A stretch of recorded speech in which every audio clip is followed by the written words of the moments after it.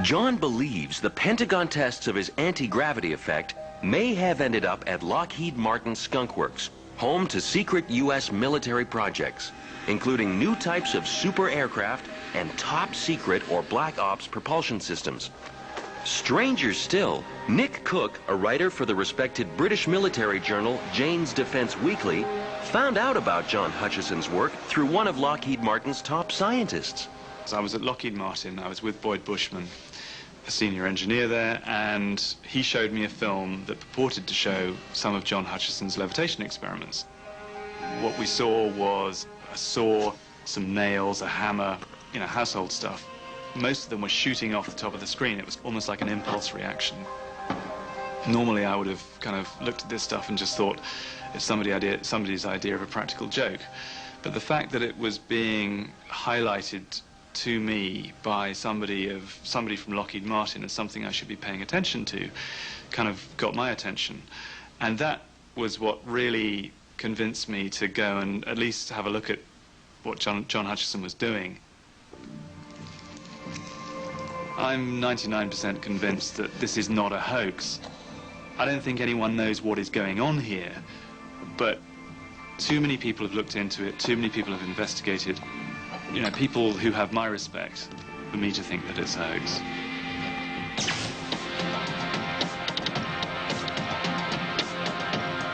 Eventually, Lockheed Martin would send their own team to conduct tests.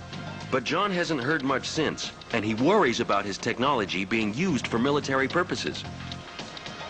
Like Galileo in his time, who was imprisoned for looking too closely at stars, John and his technology have been stopped cold, shunned by mainstream science. Frustrated by his inability to bring this anti-gravity technology to the world, John spends his days gathering more Navy surplus gear for his much smaller apartment-based lab. Oh, cool. Better try it to make sure it works. Looks kind of great. That looks cool. For those prone to claustrophobia, John's home is not the place to stay for drinks and a game of cards. Living here in this space is like living inside a very cramped submarine. My girlfriends find this rather interesting and quite different. And actually I had some girlfriends stay overnight. They didn't seem to mind it. It hasn't got the best of things for feminine amenities, but they managed to tough it out, let's say. This is a shower box, I call it.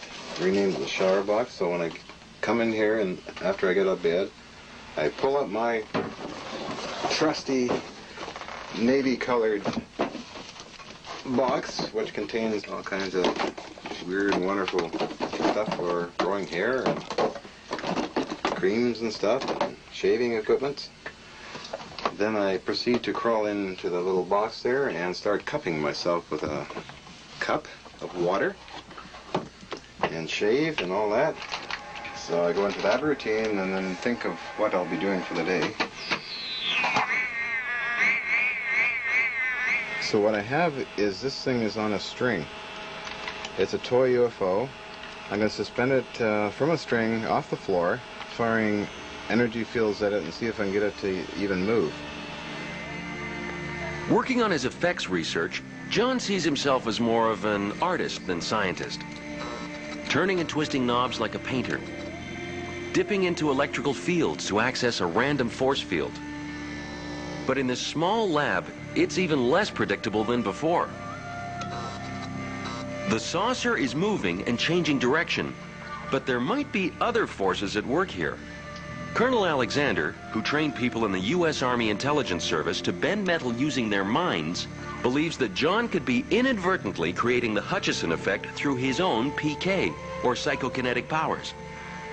One of the possibilities is that the electronic fields were actually amplifying some sort of PK experience that he was having or causing to happen.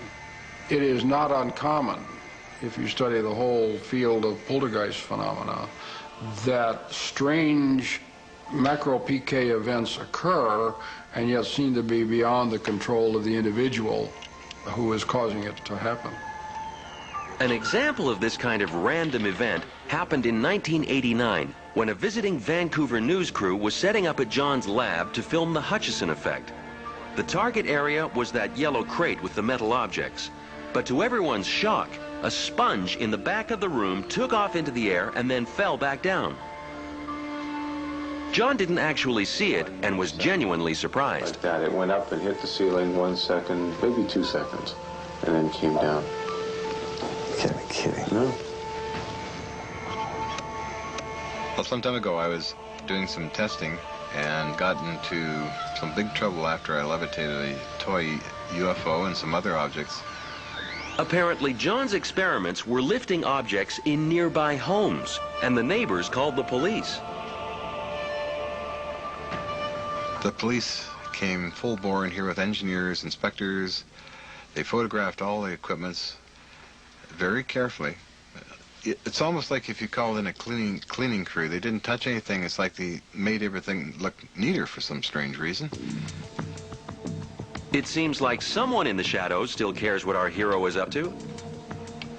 Frustrated by authorities and lack of recognition, John has been spending time developing his new project, batteries that last forever, based on the somewhat bizarre zero-point energy theory.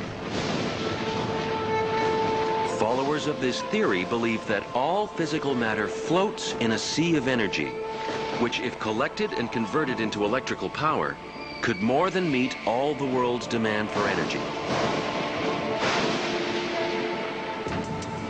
I feel everything has a life force to it, because I tend to visualize that atoms are a whole universe, and when they're combining one atom to make millions, if not trillions of them, you have a piece of metal, perhaps. Every time you run your hand across a piece of metal, you're taking off several million atoms at a time. To demonstrate how energy is everywhere, John uses rocks from his neighborhood and in 2 hours makes a zero-point battery strong enough to power a pen light. I make sure it bonds. Almost 1/2 electron volt. This is better than a conventional battery, simply because it never runs down. So with these things, they could last approximately as long as minerals last, up to maybe 1,000 years, unknown. Realizing his batteries could help solve the world's energy crisis, the Japanese have embraced John and funded him to build his bigger crystal-based models. I got orders from Japan and sponsorship for me to make more of them. So the money would come through into my bank account, and indeed I made units that are actually in Hiroshima City. While various zero-point energy devices were funded by the Japanese, so far none have taken off on a mass scale. Whether building batteries or levitating objects, John Hutchison is an eccentric enigma. Of course, virtually no mainstream scientists take John or his invention seriously. But then only a little over 100 years ago, people believed it was impossible to send a radio wave across the Atlantic. Now just imagine if this backyard scientist really has discovered a primal force of nature that could transform our world. I am only taken seriously by the military scientists. The academic scientists really don't know what to make of me. Well, to say a lot of other people too don't know what to make of me. I'm just a different person, and I'm kind of happy with myself. I don't want to try and change myself.